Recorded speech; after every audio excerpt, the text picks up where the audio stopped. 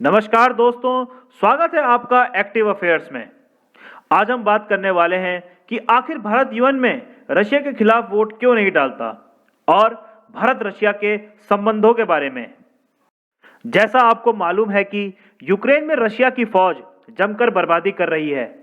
इसी को देखते हुए यूएन सिक्योरिटी काउंसिल और जनरल असेंबली में रशिया के खिलाफ कड़े प्रस्ताव लाए गए, जिसे बार बार भारत अपने नागरिकों की सुरक्षा का हवाला देते हुए एब्सटेन कर रहा है।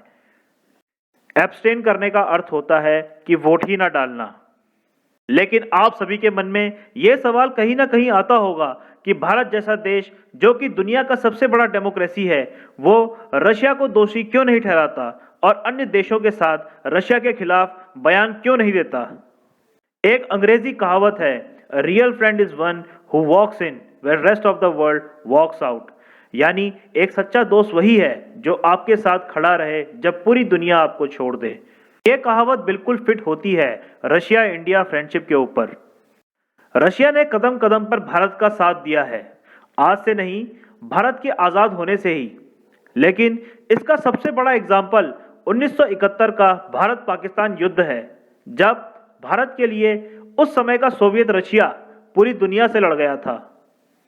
मानवीय संकट के आधार पर भारत और पाकिस्तान के बीच 1971 की जंग की शुरुआत हुई, जिसमें दुनिया की महाशक्तियां भारत के खिलाफ खड़ी थी, जिसमें जॉर्डन, ईरान, टर्की और फ्रांस पाकिस्तान को लड़ाकू जहाजों के द्वारा मदद कर रहे थे और यूके और यूएसए पाकिस्तान को अपनी नेवी के द्वारा मदद कर रहे थे।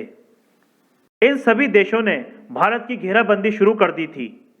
यही नहीं, इसमें यूएसए ने अपने सबसे ताकतवर जंगी जहाजों के बेड़े 7th फ्लीट को बंगाल की खाड़ी में तैनात कर दिया और यूके ने अपनी नेवी को अरब सागर में। इस कंडीशन में भी जो देश भारत के साथ खड़ा था वो था रशिया।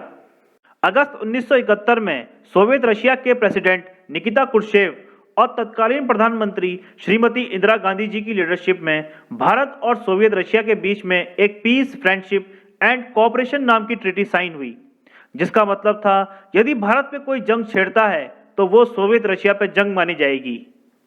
इसी ट्रीटी की वजह से रशिया ने अपनी नेवी के एक बहुत बड़े बेड़े को भारत की तरफ भेजा, जिसमें न्यूक्लियर सबमरीन भी शामिल थी, और रशिया ने यूएस और यूके की नेवी को भारतीय जलीय सीमा से बाहर खदेड़ दिया। इस युद्ध में न सिर्फ भारत ने पाकिस्तान को हराया, बल्कि भारत ने ईस्ट पाकिस्तान, जो अब बांग्लादेश के नाम से जाना जाता है, उसे आजाद भी करवाया। आप देख सकते हैं दोस्तों कि भारत का साथ रशिया ने उस समय नहीं छोड़ा जब भारत के खिलाफ पूरी दुनिया खड़ी थी। तब से लेकर आज तक कई बदलाव हो चुके हैं, लेकिन भारत और रशिया की दोस्ती अपनी जगह पर खड़ी है। इसीलिए भारत और रशिया की दोस्ती को टाइम टेस्टेड फ्रेंडशिप भी कहा जाता है। आज के समय में भी भारत रशिया से अपने डिफेंस इक्विपमेंट का 70% इंपोर्ट करता है, जिसमें मुख्यतः शामिल हैं T-90 Bhishma tank, Akula 2 nuclear submarine, INS Vikramaditya, S-400 defence system. हमारे Indian foreign secretary Harshvardhan Shringla का एक इंग्लिश में कोट है, our ship won't sell, our plane won't fly without Russian spare parts. इसी के साथ साथ भारत और रशिया कई डिफेंस प्रोग्राम्स में एक साथ काम कर रहे हैं, जिसमें अत्याधुनिक टेक्नोलॉजी भारत को ट्रांसफर करने जैसे प्रावधान भी हैं। इन प्रोग्राम्स में मुख्यतः BrahMos cruise missile, Sukhoi 30 MKI, evolution 276 transport aircraft और अन्य जॉइंट वेंचर्स शामिल हैं। जियोपॉलिटिक्स के मामले में भी रशिया ने कदम कदम पर भारत का साथ दिया है, जिसका सबसे बड़ा एग्जाम्पल है कश्मीर विवाद, जिसमें यूएस और चाइना ने मिलकर भारत के खिलाफ कई बार प्रावधान लाने की कोशिश की, जिसमें कश्मीर में यूएन के इंटरवेंशन की बात की गई है, लेकिन हर समय रशिया ने इन प्रावधानों को वीटो कर दिया। वो भी एक बार नहीं, 3 बार, सन 1957 में, 1962 में और 1971 में। एक और बड़ा एग्जाम्पल मिलता है जब 2019 में आर्टिकल 370 के खत्म हो जाने के बाद चाइना और पाकिस्तान भारत के खिलाफ एक नकारात्मक माहौल बनाने में लगे थे। रशिया पहला ऐसा देश था जिसने माना कि कश्मीर भारत का अंदरूनी मामला है और इसमें अन्य देशों को हस्तक्षेप नहीं करना चाहिए। गोवा की पुर्तगालियों से आज़ादी और भारत के पहले न्यूक्लियर टेस्ट को सपोर्ट करने वाला भी रशिया ही था। रशिया अन्य कई अंतर्राष्ट्रीय मंच पे जैसे ब्रिक्स, G20 और SCO में भी भारत का खुलकर समर्थन करता है। कई एक्सपर्ट्स का मानना है कि रशिया ने चाइना का प्रभाव एशिया में बढ़ता हुआ देख भारत को SCO यानी संघाई कोऑपरेशन ऑर्गेनाइजेशन में आमंत्रित किया।